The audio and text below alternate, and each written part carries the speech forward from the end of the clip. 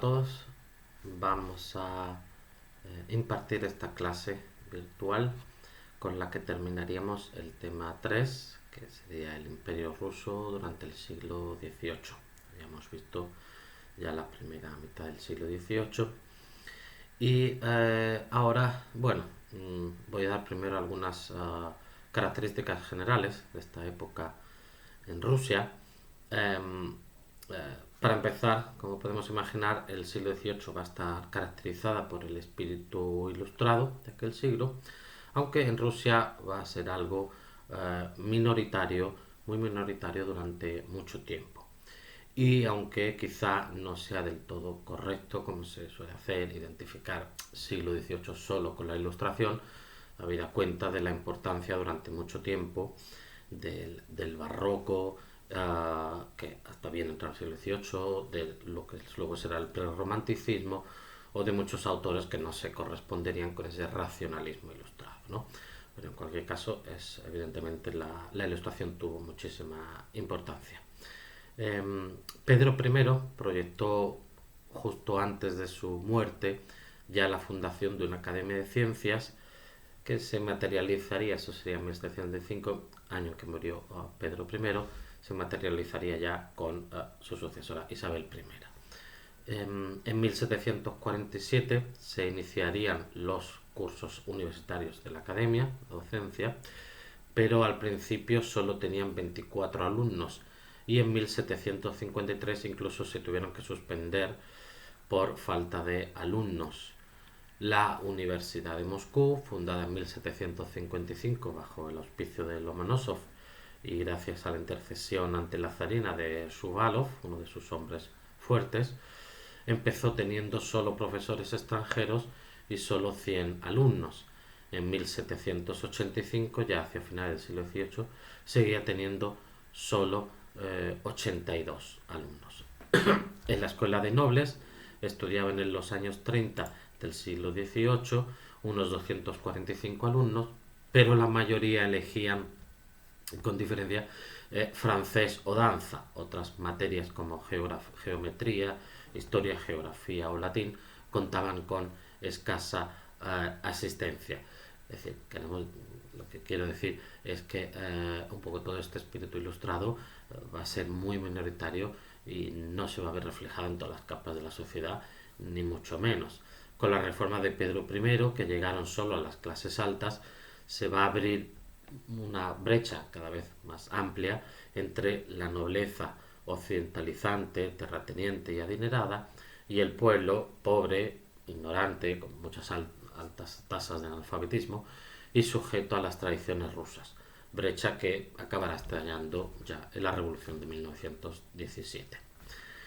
Rusia va a estar caracterizada por el régimen de servidumbre, que no será abolido hasta 1861, fijaos qué tarde, ¿no? Los siervos podían comprarse y venderse, separando incluso a madres de sus hijos, los terratenientes podían casar a sus siervos con quienes quisiesen, era legal el castigo físico con el látigo, los amos actuaban, salvo en los delitos más graves, como policía y jueces entre sus siervos. En fin, estos grandes terratenientes, a diferencia de, por ejemplo, la nobleza rusa rural inglesa, muchas veces ni siquiera vivían en sus haciendas, sino en el lujo de las grandes ciudades, con una total despreocupación por la situación de sus siervos, aunque hubo algunas excepciones como Lev Tolstoy, sin ir más lejos. Esta dejadez por parte de los terratenientes también implicaba no invertir en mejorar la productividad de la agricultura rusa, con lo que ésta se quedó muy atrasada con respecto a lo que se podía encontrar ya en Occidente. Sin ir más lejos en España, pues pensemos en Jovellanos y en su famoso informe sobre la ley agraria. La vida del campesino era prácticamente de supervivencia, vivía en chozas muy pobres de una sola habitación, normalmente sin chimenea, pero con una lizanka, una especie de estufa hecha de ladrillo, que servía para calentar la habitación, pero también para sentarse o para tumbarse y dormir al calor de ella, ¿no?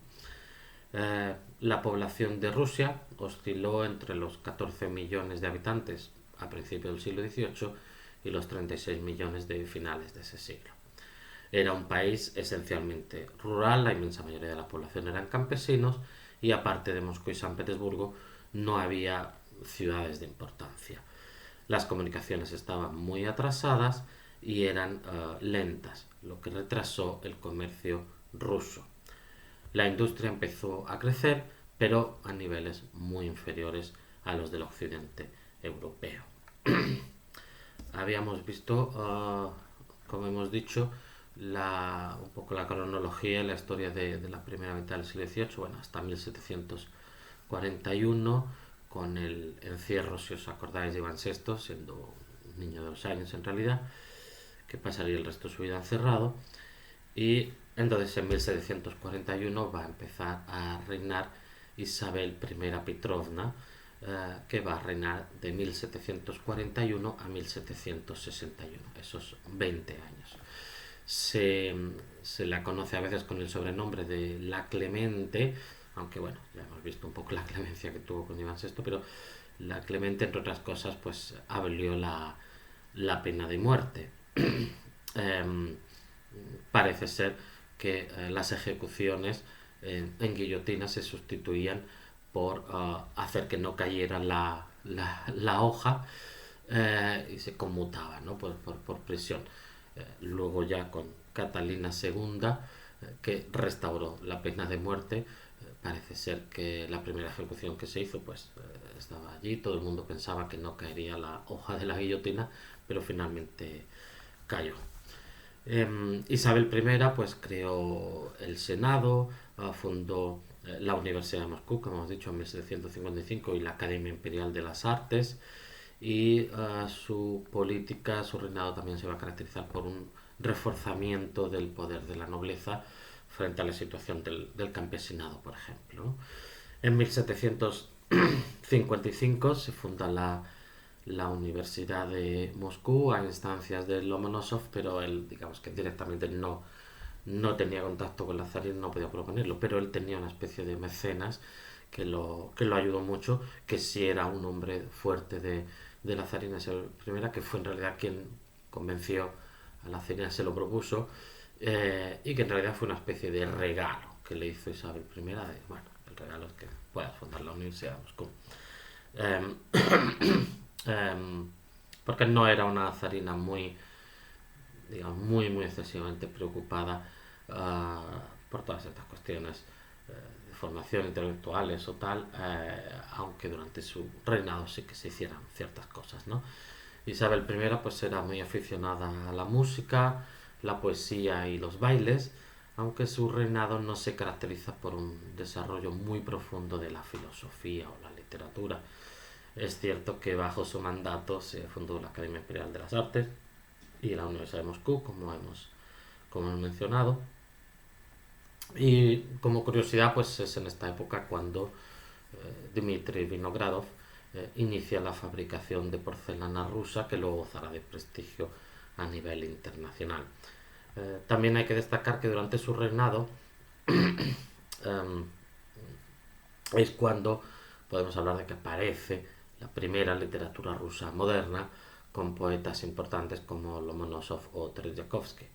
Hasta entonces había estado predominando la literatura religiosa, además ya cuestiones un poco anticuadas, o las obras técnicas y de ingeniería.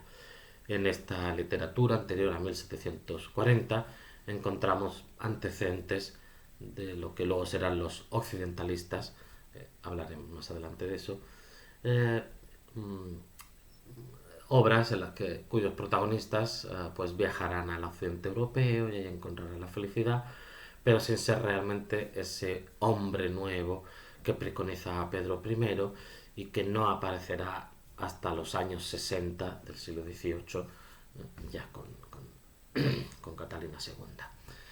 De 1756 a 1763 tiene lugar la llamada Guerra de los 7 años, una guerra, ya lo había sido la Guerra de los 30 años, pero esta va a ser una especie de guerra civil europea o de primera guerra mundial, porque va a afectar a muchos países de Europa, pero lógicamente a otros territorios, porque esos países tienen territorios y tienen colonias por muchas partes del mundo. por un lado el bando formado por Prusia, el reino de Hannover, Gran Bretaña y Portugal, contra Sajonia, Austria, Francia, Rusia, Suecia y España. Este último bando va a ser el que va a perder la guerra y en el Tratado de París principalmente se refleja el final de la guerra en el Tratado de París, cuando Gran Bretaña, por ejemplo, obtiene Canadá, Bengala y Florida, que eh, toma de España, había sido posesión española, aunque luego España posteriormente recuperará la Florida, Senegal y las posesiones francesas en la India, ¿no? A partir de esta segunda mitad del siglo XVIII, entonces Gran Bretaña va a empezar a convertirse en ese gran imperio que luego fue. Para España la pérdida o estar en el bando perdedor de la guerra de los 7 años no fue tan desastroso, porque va a obtener de Francia en compensación a esta pérdida, le va a entregar a España la Luisiana, entonces un territorio enorme, incluida su capital, Nueva Orleans. Respecto a Rusia, pues para Rusia su intervención en la guerra va a terminar incluso un poco antes, en 1762, en el llamado Tratado de San Petersburgo. Estaba reinando entonces Pedro III, lo vamos a ver ahora, y Rusia por ese tratado va a devolver a Prusia todos los territorios que había conquistado durante la guerra.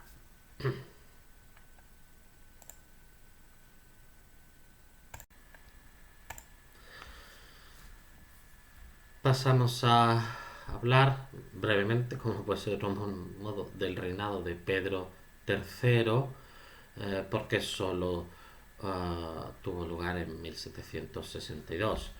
Él fue destronado el 9 de julio de 1762 por una conspiración palaciega y además pues algunos días después, el 16 de julio, incluso asesinado.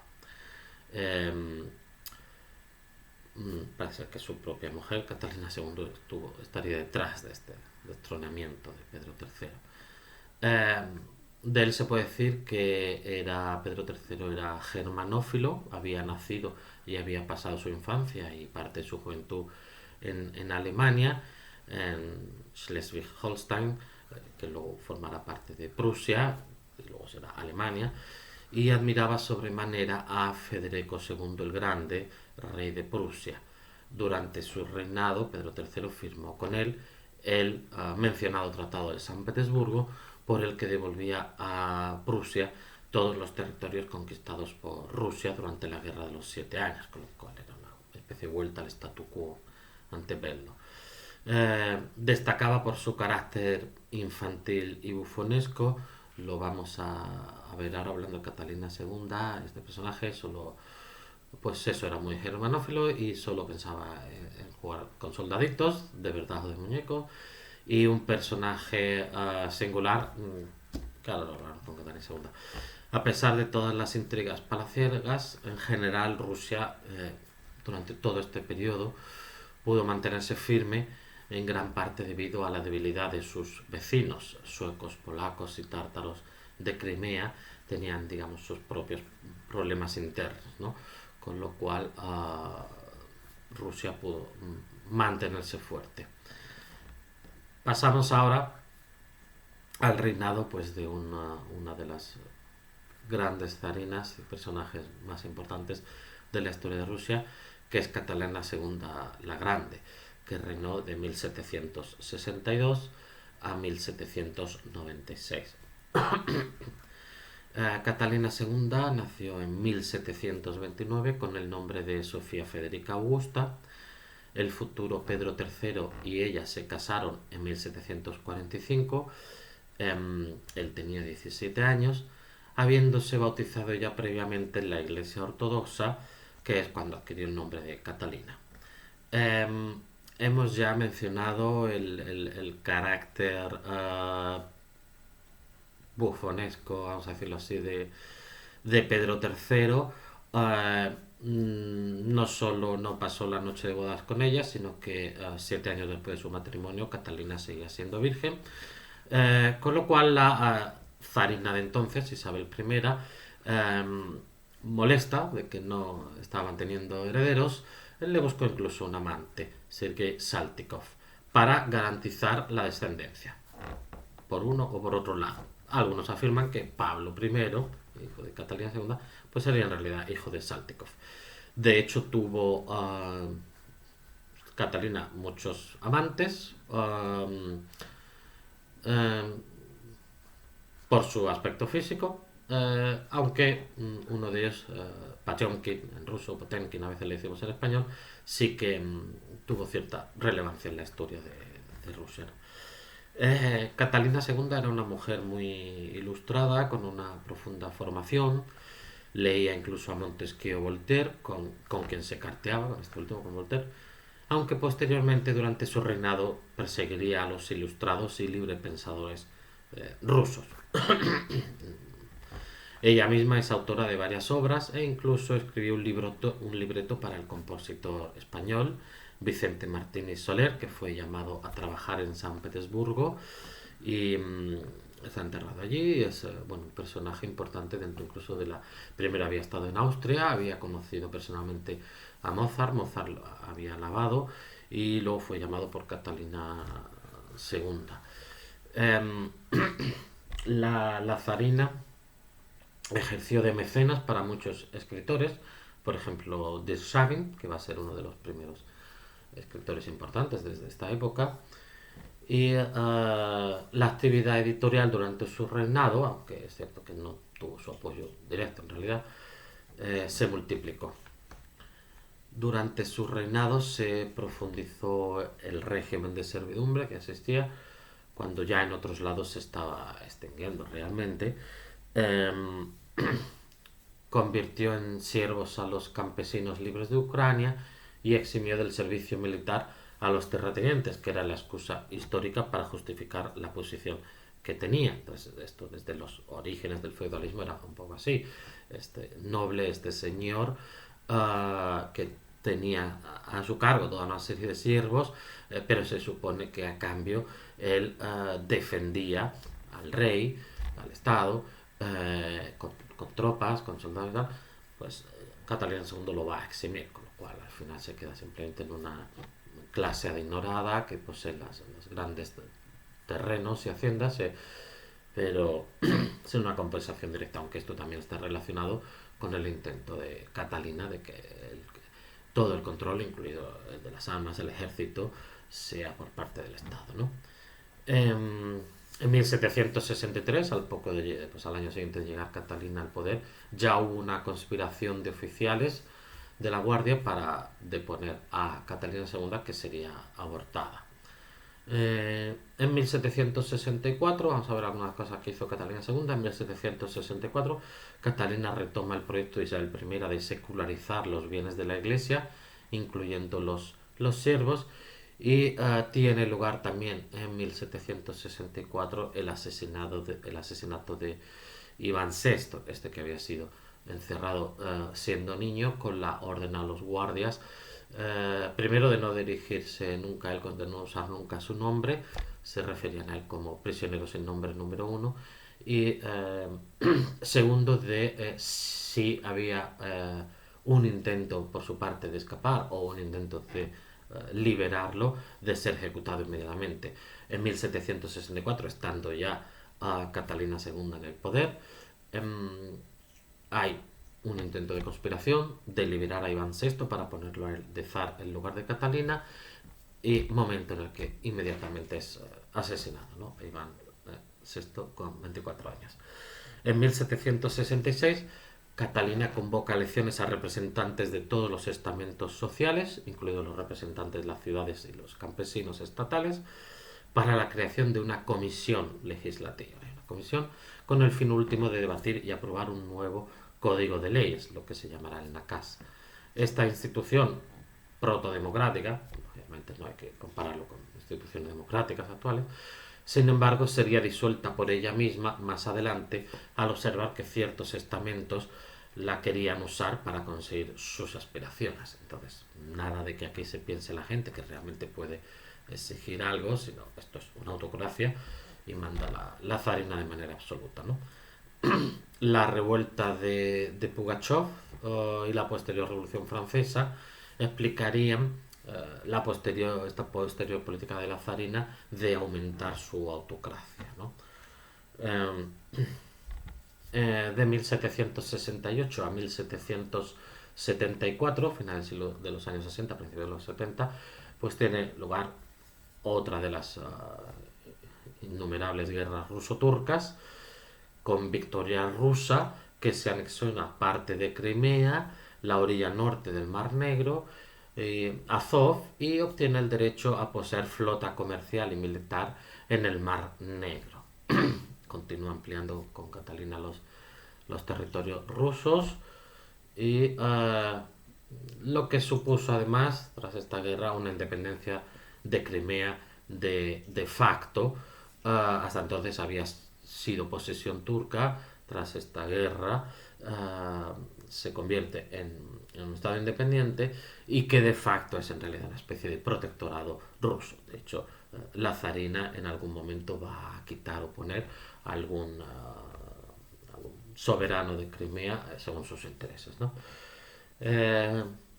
Durante esta guerra, en 1772, había tenido lugar el primer tratado de partición de Polonia. Sabéis que Polonia se la van a repartir en 3 ocasiones. En esta primera, pues entre Rusia, Prusia y Austria. Va a tener también lugar una rebelión de cosacos del río Yaik y la rebelión pues, fue sofocada y los rebeldes castigados. Entre 1773 y 1774 tuvo lugar otra rebelión, la de los cosacos de Crimea, liderados por Emelian Pugachov, un personaje así bastante también famoso en la historia de Rusia, y supone la única gran rebelión campesina que llegó a representar un peligro considerable para el poder zarista. Había habido otros intentos de rebelión que nunca habían llegado a mayores. Esto sí que fue bastante un peligro. Aunque estas revueltas campesinas nunca estaban realmente, eran directamente contra el zar, considerado siempre el soberano legítimo, lo hemos mencionado alguna vez, el zar en cierto modo siempre va a ser considerado, sino contra los terratenientes. Piénsese en la situación de miseria del campesinado de la que hemos hablado antes. Llegaron a unirse hasta 20.000 campesinos y muchas casas de señores de la nobleza rural fueron asaltadas y sus dueños ahorcados. Los cosacos, mal pertrechados, fueron definitivamente derrotados por el potente ejército zarista, bien organizado y equipado, en 1774 en Tsaritsyn, una ciudad llamada Tsaritsyn, posteriormente se llamará Stalingrado, pues actualmente Volgogrado. En los años 80 del siglo XVIII, pues entre 1781 y 1786 se llevan a cabo una serie de reformas, marcadas un poco en estas reformas ilustradas de Catalina II. Se aprueba un nuevo código de navegación comercial, se aprueba la ordenanza policial, un estatuto sobre la educación nacional, etcétera, etcétera, ¿no? En 1783 las tropas rusas de Potemkin, o Pachomkin en realidad en ruso, uno de estos amantes de Catalina II, lo hemos hablado, se anexiona definitivamente ya a Crimea. Hasta entonces habíamos visto que era un estado independiente que se había independido de Turquía, de facto un protectorado. Ahora pues Crimea va desde ese momento a formar parte de Rusia. De 1787 a 1791, finales de los años 80, principios de los años 90, tiene lugar otra guerra ruso-turca más, también con victoria rusa, en la que se va a anexionar ya definitivamente Crimea y Ochakov en la desembocadura del Dnieper, y se va a fijar la frontera entre Rusia y Turquía en el río Dniester.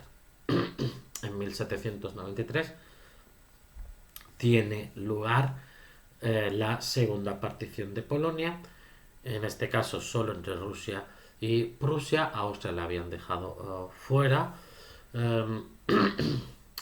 Rusia se anexiona al resto de Bielorrusia y casi toda la Ucrania de la orilla derecha del Dnieper, y Polonia se convierte en un protectorado ruso. Rusia ayudará con medios y armas a la coalición formada por Inglaterra, Prusia y Austria en su guerra contra la Francia revolucionaria. Entonces todavía, República Francesa, todavía no había llegado Napoleón al poder. En 1795 se firma entre Rusia y Austria un tratado de partición de Polonia, la tercera partición, en la que sí participará un poco más tarde Prusia. Entonces, 1795, tercera partición entre Rusia y Austria. Rusia quiere los territorios de Lituania, Bielorrusia y Ucrania, además del ducado de Curlandia en el Báltico. Sigue la expansión rusa, ¿no? En 1796, en invierno, Rusia inicia una campaña contra Persia, descendiendo las tropas rusas por la costa del Mar Caspio y apoderándose de Derbent y Bakú y preparando la invasión de Persia. Pero la muerte de la emperatriz Catalina II en noviembre puso fin a la campaña, ya que no fue continuada por su sucesor Pablo I. Y vamos ahora pues a hablar del reinado de Pablo I. Reinó solo 5 años, de 1796, tras la muerte de Catalina II, 1796 a 1801. En 1797 se promulgan las llamadas leyes paulinas, que recuperan el principio de sucesión basado en la primogenitura, que había sido abandonado por Pedro el Grande.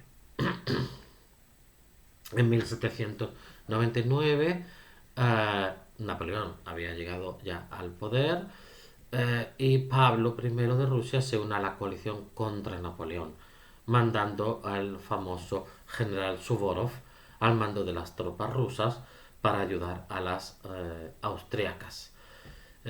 Como curiosidad, entre 1799 y 1800 se produjo una guerra hispano-rusa relacionada con Malta y con la Orden de Caballeros de Malta, que tiene su origen en los caballeros del Hospital de San Juan de Jerusalén, los hospitalarios durante las cruzadas, que habían nombrado al zar Pablo I como gran maestre de la orden, lo que no pudo ser aceptado por Francia ni por tanto por España, en ese momento aliada de Francia. Y pues el zar Pablo I llegó a declararle la guerra a España, España llegó a declararle la guerra a Rusia, pero no tuvo efecto porque en 1801 Pablo va a cambiar su posición, había sido aliado de Austria, pero le va a echar la culpa a Austria de una serie de derrotas, se va a aliar en ese momento con Francia y por tanto con España, y aquella guerra, que no llegó a tener nunca ninguna batalla física, quedó un poco olvidada. Parece ser que nunca se ha llegado a firmar la paz con Rusia, pero aquello pues digamos quedó. Y además con la muerte en 1801, al año siguiente, 1801, de Pablo II, ya su sucesor Alejandro I va a restablecer las relaciones con España, que además juntos van a acabar luchando contra Napoleón. En 1801, el descontento creciente entre el ejército por la conducta y política errática y arbitraria de Pablo provocó su final. La noche del 23 de marzo, Pablo es asesinado como resultado de una conspiración palacieña. Y con esto terminaríamos este tema 3 dedicado al siglo XVIII ruso, y ya empezaremos el próximo tema.